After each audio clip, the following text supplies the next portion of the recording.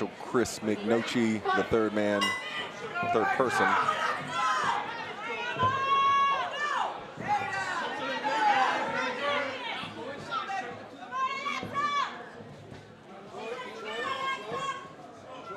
Feeling each other out here, controlling the center, taking up space.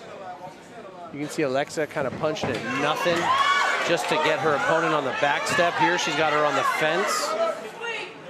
Alexa splitting the legs.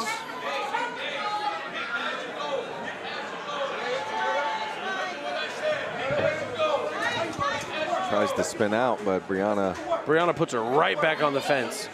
Machado likes being in close. I would assume Jiu-Jitsu is her pedigree with a last name like Machado. And they try to take out referee Chris Mignochi in the process. Let's go! Let's go! Let's go! These two are getting after it here. Clinch fighting is hard work. Pushing someone around is tough business, and these two are getting right to it. Machado looking for that single. Miranda using the underhook to rip up. She gets in on the legs, but the head goes in danger, and she backs out. Big knee to the body. Very nice work there by Alexa. Brianna retaliates with a left hook of her own.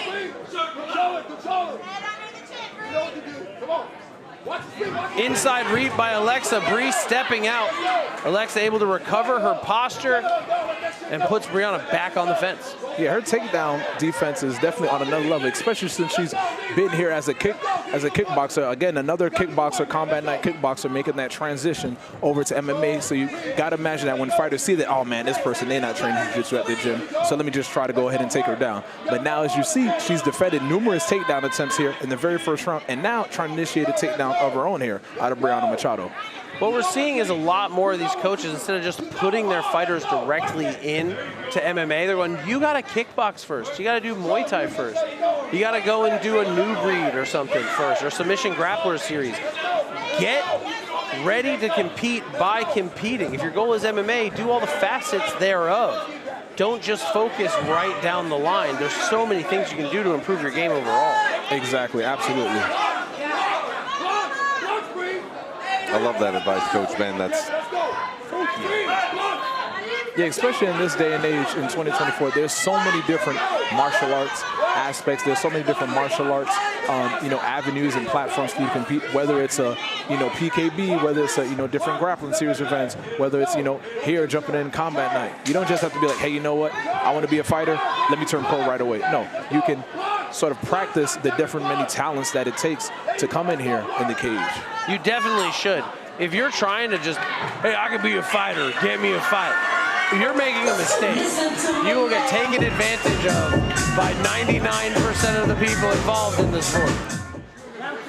Obviously, things are a little different when you're like a Max Holloway, or you got the money to not have to or something. But, for the majority of us, competitors compete, player.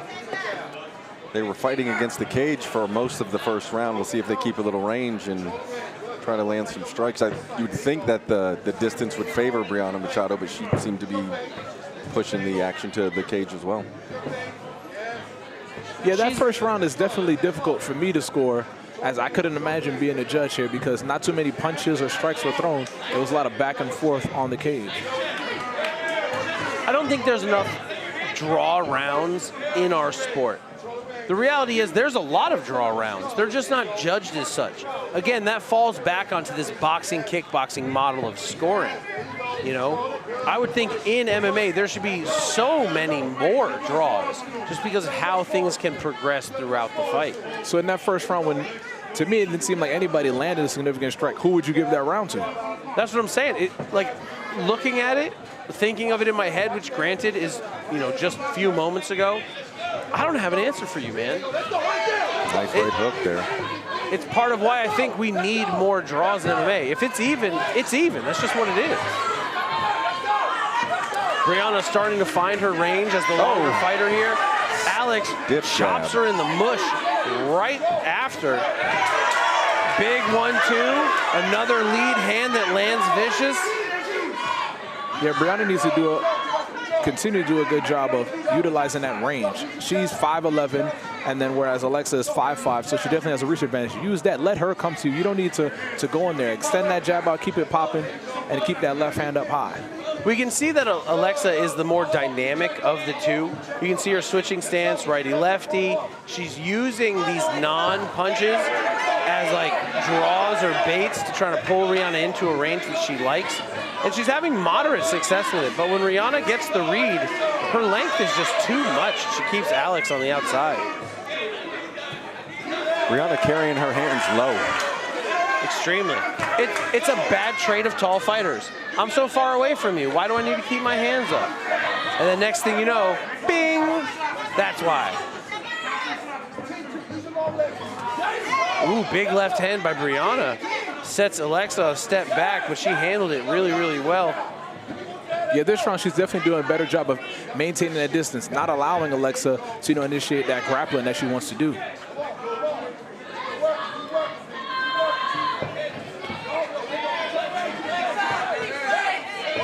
Alexa is overusing that jab to nowhere. Brianna's starting to time her on it. Every time she flicks, Brianna's like trying to set her straight.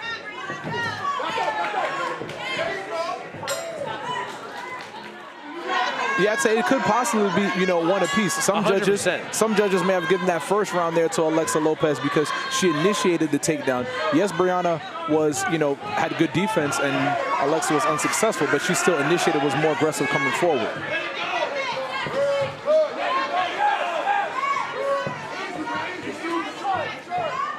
Seems like the primary hand Alexa's able to touch her with is the left. She cannot get the right in there. She's landed a few good ones when she got in close in that first round. But in the second and third, she's been so out of her own range. But then again, fighting 135 at 5'5", you knew that coming in.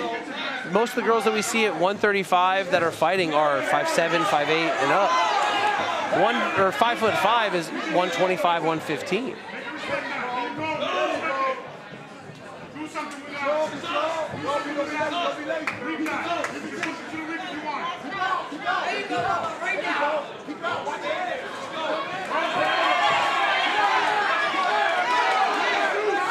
They're letting them rip. Both parties just letting the hooks fly. Brianna now chopping up top with the leg. Alexa hitting her with the right hand, giving her a little stumble there, but not able to capitalize any more on it. It seems like Alexa found a home for that right cross, so now she's sort of going to the honey hole a little bit too much now here. So Brianna's just timing it, has to do a better job of staying out of range of that right cross because it seems like that's all that Alexa has at this point.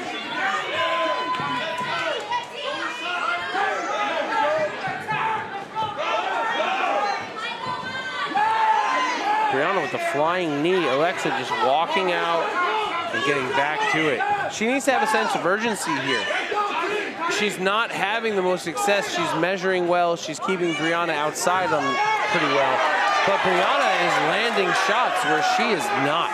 Yeah, it's that range. 5'11" versus 5'5".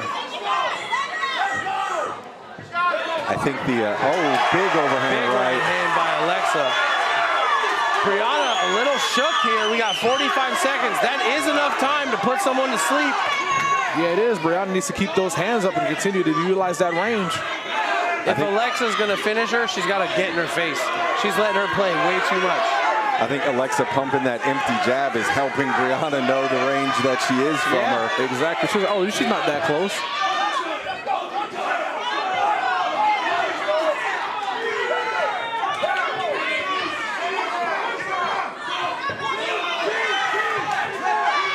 Alexa doing a great job of not getting hit by Brianna's strikes.